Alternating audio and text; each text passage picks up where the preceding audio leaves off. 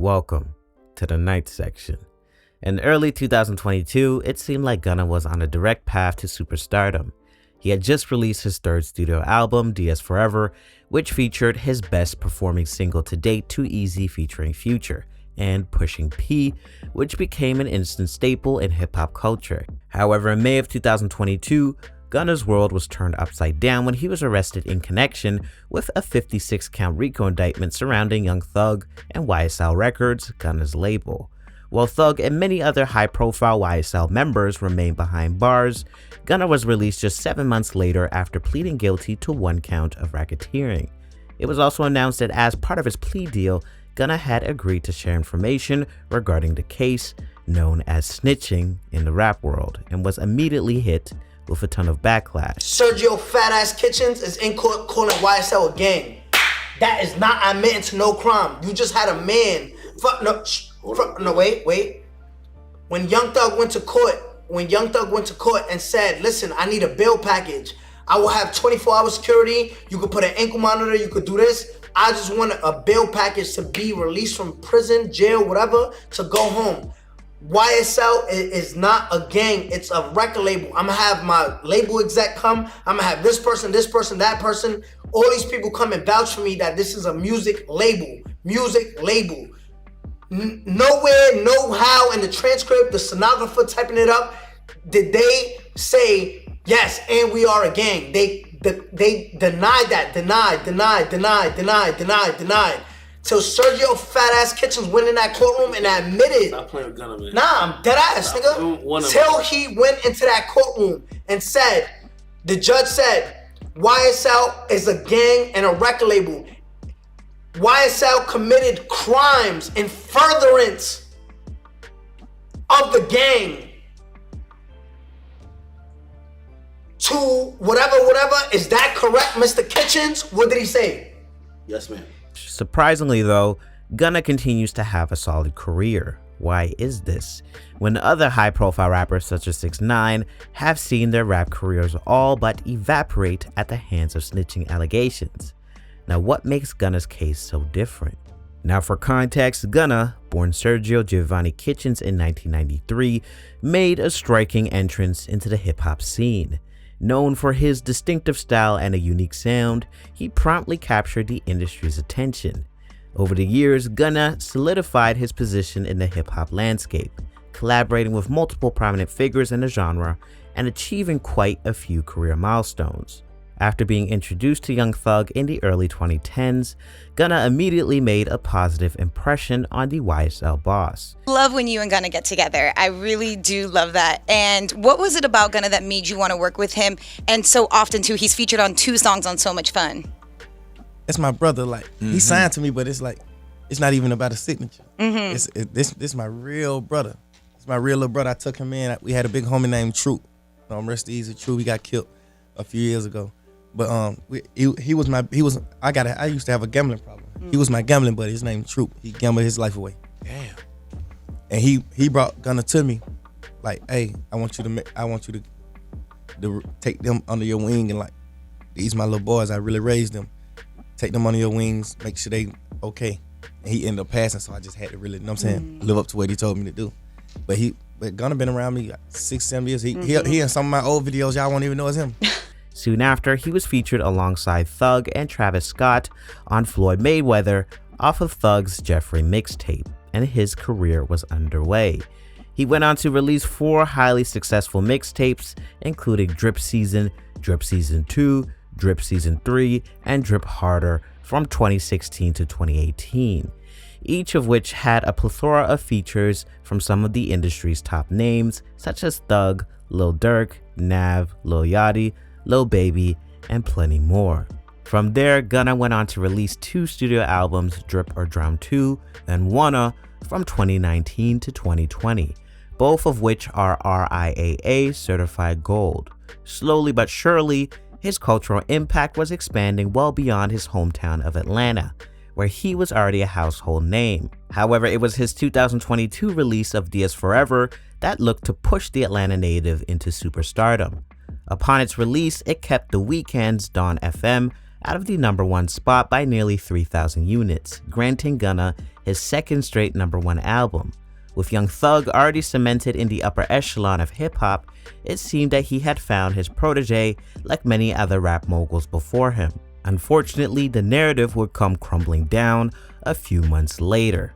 The code of silence in hip-hop. A regular person who does not live a life of crime, if they do not break the code, I mean, if they're not pardon me, said that wrong. If they're not an outlaw every day, if they don't live by breaking the rules in a life of crime, they are not a fucking snitch.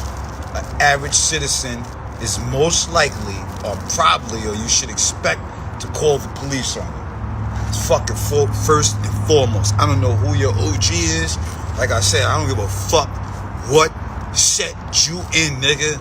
If a regular citizen who does not break the law calls the police on your stupid ass, and you didn't expect that, and you calling them a snitch, you's a fucking dummy. Fuck you and your OG for calling them a snitch. That's a citizen, my nigga. Madonna, get over here. That is a regular Harley. Leave that shit alone. Hey, get over here. That is a regular fucking citizen.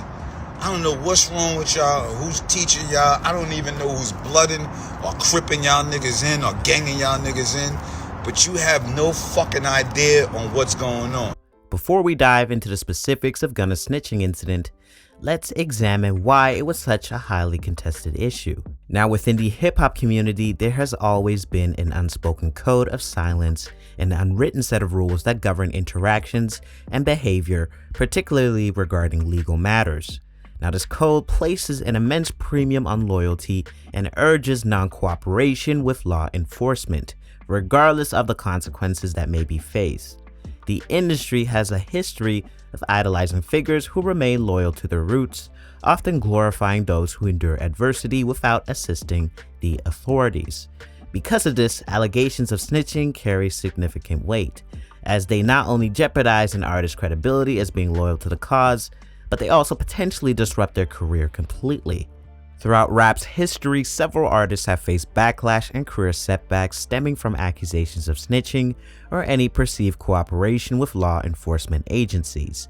Take 6ix9ine for an example. After exploding onto the scene in the mid-2010s, the Brooklyn native infamously was arrested in a RICO case involving a sect of the Bloods gang called the 9 Trey Gangsters. 6ix9ine eventually was released from prison after entering a plea deal which included giving up vital information and testifying against the rest of the defendants. He was a freed man, but the backlash from the rap community was staggering. That shit was 6ix9ine, that shit ain't cool. I don't know, they got this man running around and it's funny and shit, it's funny. Yeah, that shit funny as shit, that shit ain't funny, gang. This man, cause it's like this. I don't know the nigga, gang. I don't give no fuck about the nigga 6ix9ine, I don't know. But he told them all type of people, gang, and they people locked up and shit, and his people, family members and shit. And people gotta take care of them people, and them people got kids, and them people, you know, it's like he done told them. After heard he told on a lot of people, like, so I know it's people like he probably ain't did shit to him, and he told on them and shit, like, you know. For them, they thought like, there's some people I know, everybody ain't did nothing to 6ix9ine. You see what I'm saying? So whoever did, cause y'all be saying, they fucked his baby mama. Ooh. Alright, that's one nigga, gang. Okay, that nigga told on all type of niggas. Still, that don't even justify either. Man, niggas fucking niggas baby mama said all day, every day. That shit ain't it. Yeah. Huh. Tekashi, once you do something like that, you are the devil.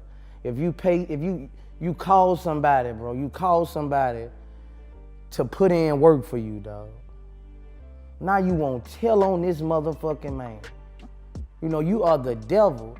Nowadays, he still puts out music from time to time, but his career as an up-and-coming top-tier artist remains dead in the water due to his involvement in helping the prosecutors.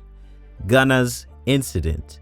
On May 9th, after a search of Young Thug's Georgia home, Thug, Gunna, and 26 other YSL Records-related individuals were arrested in a massive 56-count RICO indictment. The case labeled YSL as much more than a record label, but rather a criminal street gang, and alleged more than 180 instances of the group's criminal activity. Now, controversially, the group's lyrics were used as evidence, leading to many calls for lawmakers to adopt new policies to protect art from being used in the court of law. Regardless, both Thug and Gunna attempted multiple times to bond out of jail, but had it denied each time. As the days passed, it seemed like both artists were looking at a potential lifetime behind bars, leading many rap fans to mourn the careers that could have been from two of Atlanta's heavy hitters. Surprisingly though, on December 14th of 2022, Gunna walked free after entering a plea deal. Now, the initial reaction to Gunna's release from the rap community was one of shock and anger, as plea deals and early releases typically mean one thing: snitching. Now, plenty of fans and fellow rappers took to social media to attack the YSL up-and-comer, ridiculing him for being disloyal to the man who gave him a chance. Do you believe that Gunna told? Man, I don't sit up and play games, man. That man told. You should have went in there and kept your mouth closed. Oh, okay, yeah, that's what I thought you were trying to reverse it. I'm like, hell no. I'm like, I just said I never. Gunna must have scared you. I'm like, yo, how did? Huh? I'm like, I don't know if Gunna like. Hell no. I never like unfollow. I don't know. I never like. Why I didn't? I don't know. I just don't take that shit, Instagram and all that shit type shit serious. But if you a rat, you a rat. And if you rewind this clip a little bit, I looked into the camera and I told you, if you a rat, I fucking hate you. Cause I love Thug. However, unlike the cut and dry story of 6ix9ine, Gunna's case is a bit different. While he did offer a plea deal in exchange for his release, the specifics of the deal are a little bit irregular.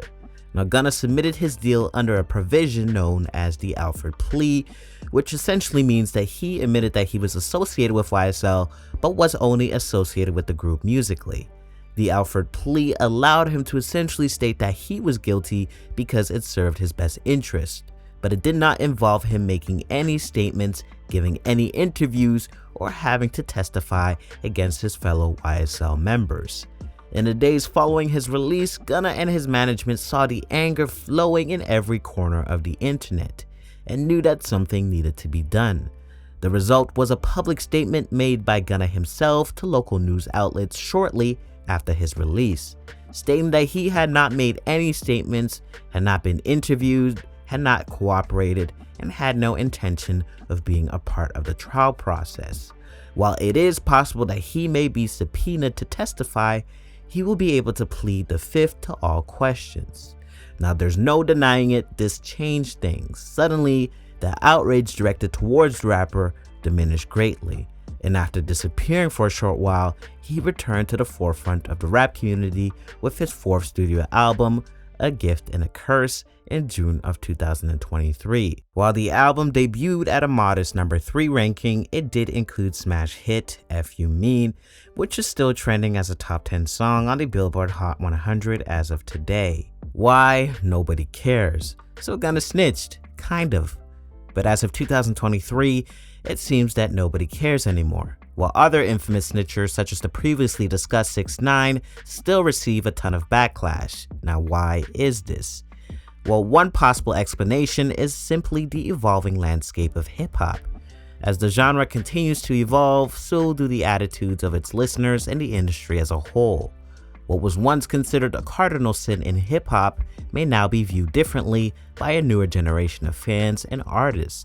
Changes in societal values, perspectives on law enforcement, and the blurred lines between entertainment and reality all play a role in shaping these ever-shifting attitudes. Additionally, the power of the music industry machine can't be underestimated.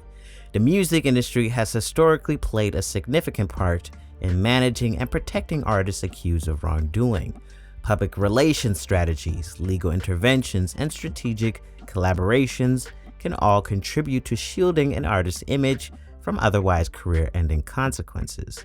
Additionally, the degree to which fans are willing to overlook controversies in favor of their favorite artist plays a crucial role in that artist's continued success. Finally, the fact that Gunna's plea was under the Alford provision cannot be ignored. Now, the law can be confusing, and I'm not going to go too deep into the details, but just Google the Alford plea and see for yourself.